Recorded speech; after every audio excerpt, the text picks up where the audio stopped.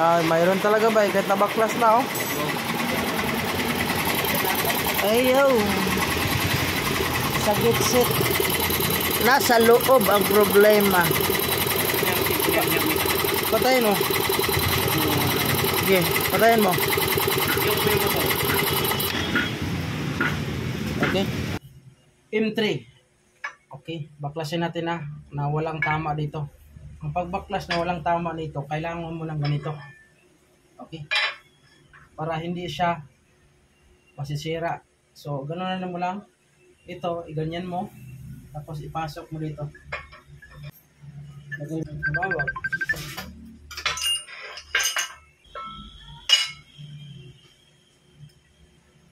Yan, sira sa kanya. Yan. Kate natin. Ito. M3. Bago. Tingnan natin itong sa kanya. Yan sa kanya, ilagay natin. Okay, pareho.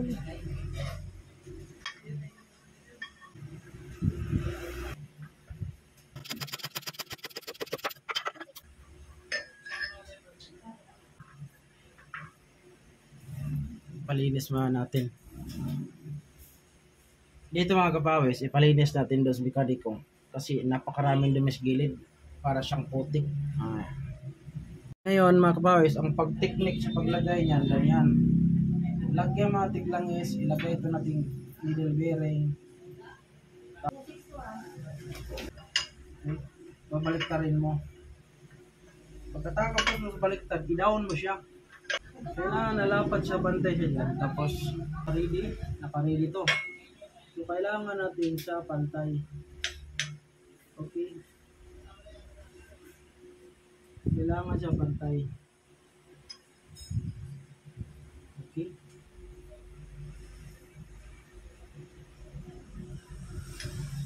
Tapos, ilagay natin to. Ipaglit na mo para pa.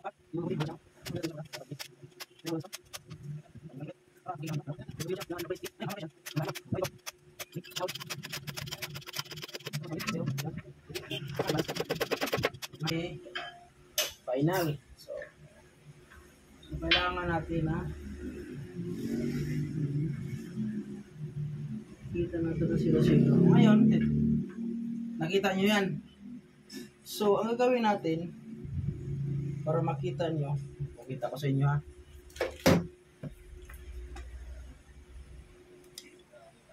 Okay. So ngayon, ilagay muna natin to. Titingnan natin siya kung gaano siya ka-balance. Katukod siya. Kailangan siya na pag-ikot, hindi siya wiggle. Tingnan mo. Kasi nasanay tas bala-balance, tapos hindi siya wiggle. Hindi siya wiggle. Abante natin. Dito tayo.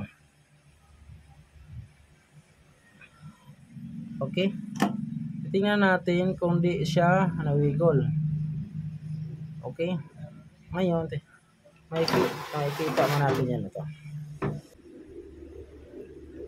Hindi mo makikita na wiggle dyan, oh.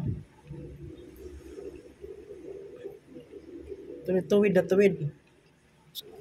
Wala, oh. Wala. So, sabihin nyo, baka siguro, tukod na tukod. Kita nyo yan, oh. Oh. Ito ba tama yan, oh. Oh. Diba? Kung baka sabihin nyo hindi tumatama, panoorin nyo yung buti, oh. Yan, kita nyo yan? Oh. Inulit ba? Ilapit mo yung mata mo. Tingnan mo. Oh, tumatama yan. Diba? Tumatama yan. Kaya kasi kung hindi yan tuwid, hindi pantay yan, nagagalaw yan. Pumapalo yan. Halimbawa, pag ikot mo dito, medyo hindi tuwid, hindi pantay. Aangat dito yan. Aabante yan. So, wala kang makita.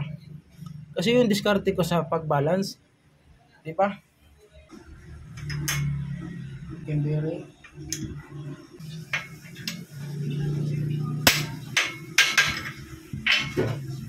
Mabilis lang.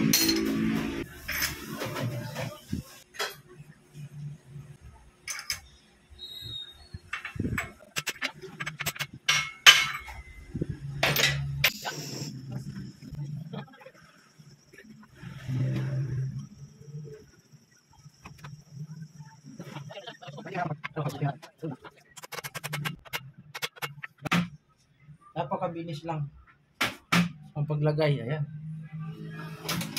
Pagkatapos naman, lagyan maglangis. Lagyan langis. Ngayon na may yung crankshaft. Ganyan mo lang. Pasok na yung crankshaft. Oh.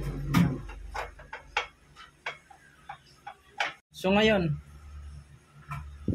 okay na siya. Nalagay na siya, no? Oh, pasok na siya. Ang gagawin nyo, ibalik ta rin.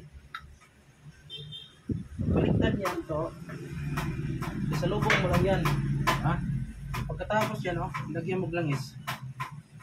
So pag lagyan langis, lagay mo to. So tayo mo natin. Yun lang, pagkasimple. Ibang estilo ang pagkabit ko. Para hindi na siya ma-pressure doon, saglit lang siya. Oh, hindi ka nagagamit ng ipipress mo pa. Paglagay, hindi, ganun lang. Pasok na. Ha? Ganun lang. Oh, wala. Susugat kasi dito lalapat. Dito yan siya lalapat. Diba? Diba? Malinis. Napalit connecting rod. Binalag natin bearing kasi wala dyan bearing. Oh, hindi wiggle. Tingnan mo. Oh. Diba? Ayos. Ikotin mo daw. Ano yan? Para mayroon kayong matutunan dito sa Mio. Mio i125. Paano mag-tap, paano maglagay ng, diba? Malaking bagay yan. Panoorin nyo lang, hindi kayo matuto. Yan, papasok. Yan. Tulak. Ngayon, pag da-down na yan siya, ipasok mo yung timing chain. O, ganito gawin nyo. Yan, diba? Hadiin. Okay. Ano tayong gamit dito? Ano tayong gamit dito? Hanap na lang. Hanap na lang ako doon. Hanap na ako, sandali lang. Yan. Pag ganyan piston, top dead center yan. Okay, mayroon na kayong natutunan. 2 hours later.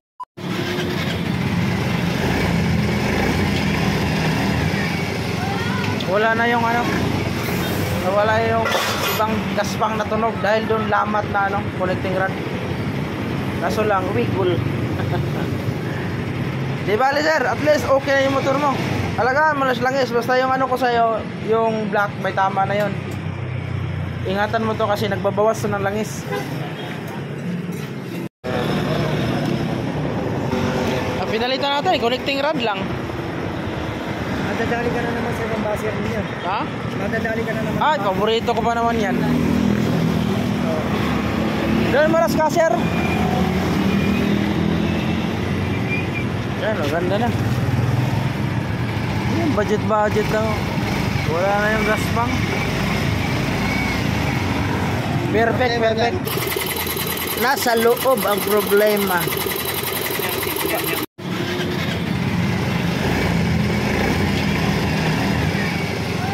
Wala na yung ano, nawala yung ibang gaspang na tunog dahil doon lamat na ano, connecting rod.